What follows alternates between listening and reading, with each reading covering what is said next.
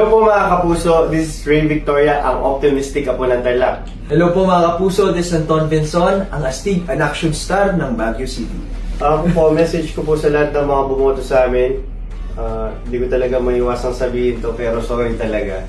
Kasi hindi ako nanalo sa wildcard. Pero sobrang salamat sa mga tinulong niyo sa amin at nag-number 1 pa kami. Masasabi ko po na binigay po talaga yung best ko.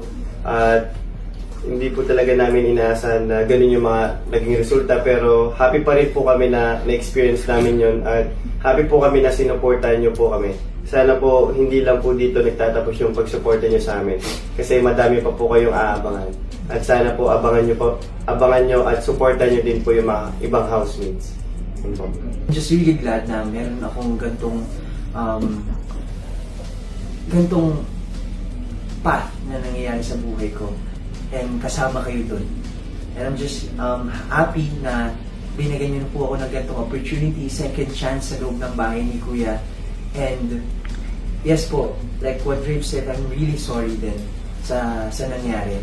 Pero kami talaga ni Rave na ginawa talaga namin yung best namin, 100% best na ginawa talaga namin yung best namin to para hindi kayo ma-let down and para maging proud kayo sa amin.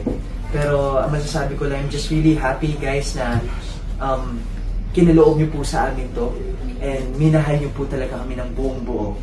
And maraming salamat lang po talaga sa ganitong opportunity. And ayun po talaga, maraming salamat po at mahal ko po kayo.